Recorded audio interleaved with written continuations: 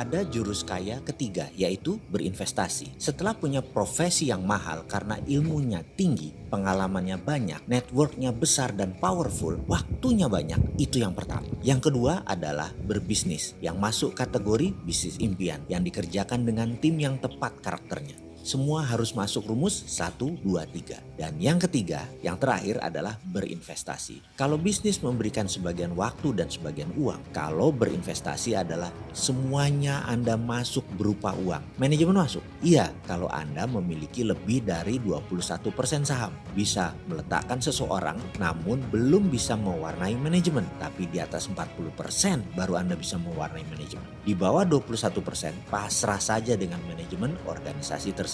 Karena itu memilih perusahaan yang manajemennya bagus, sistemnya bagus, SDM-nya bagus, pasarnya luas, kompetitornya sedikit, produknya unik dan unggul, permintaannya tumbuh terus setiap tahunnya, bahkan trendsetter.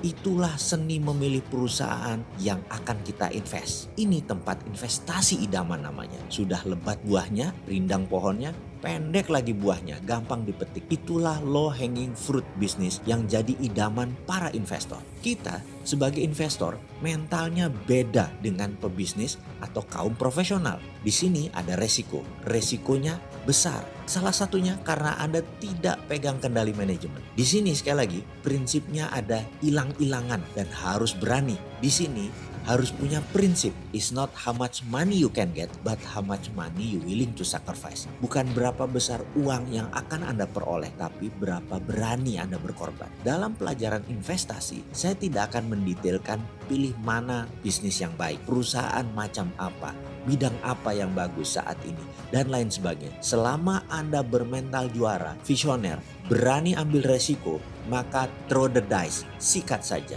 Di sisi lain, saya ada cerita bentuk investasi lain mungkin bisa menjadi masukan. Saya memiliki sepupu yang cukup pintar sekolahnya. 15 tahun yang lalu saya putuskan dia sekolah di Australia, di Perth, untuk mengambil S1-nya. Biasa per bulan saya udah hitung, living cost-nya waktu itu kira-kira 1.000 Aussie dollar. Bagi saya, sangguplah 4 tahun membiayai dia. Lalu biaya sekolah per semester kira-kira 8.000 Aussie dollar. Oke juga, nggak masalah. Saya sanggup waktu itu. Setibanya di Perth, saya suruh dia cari rumah 3 atau 4 kamar yang jaraknya 30 menitan paling jauh dari kampusnya. Dan akhirnya dapat sebuah rumah yang sangat bagus. 15 menit kira-kira dari kampus. Cukup dekat. Daerahnya bagus, keren, aman. Harga rumahnya kira-kira 120.000 Aussie dollar. Saya kemudian bayar. Saya beli rumah tersebut. Saya DP 20.000 dolar. Lalu cicilannya 2.000 dolar per bulan. Saya minta sepupu saya tadi cari roommate. Dapatlah dia 3 anak Indonesia dan terkumpullah 2.000 dolar. Terbayar. Jadi praktis saya tidak membayarkan uang bulanan tersebut karena dari uang rental tadi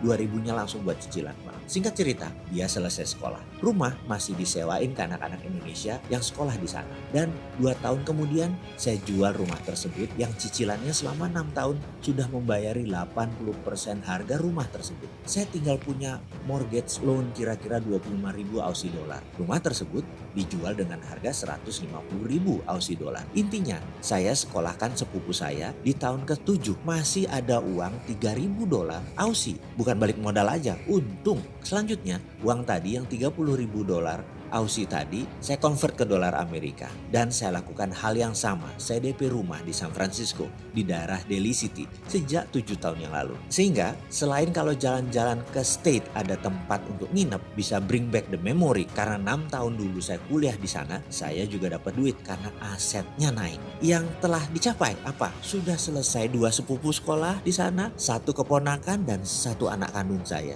Nggak ada cicilan lagi untuk tanah tersebut. Ada keluar uang lah buat anak tersebut kuliah di sana. Tapi kecil jika dibandingkan nanti ketika menjual rumah tadi. Sampai saat ini sih belum dijual. Masih disewakan, masih dapat omset, masih dapat revenue. Oke, baiklah. Semoga sahabat bisa mendapatkan intisari dari pelajaran investasi yang beragam jenisnya. Di mana esensinya sama. Kecilkan resiko namun willing to sacrifice. Selamat melempar dana.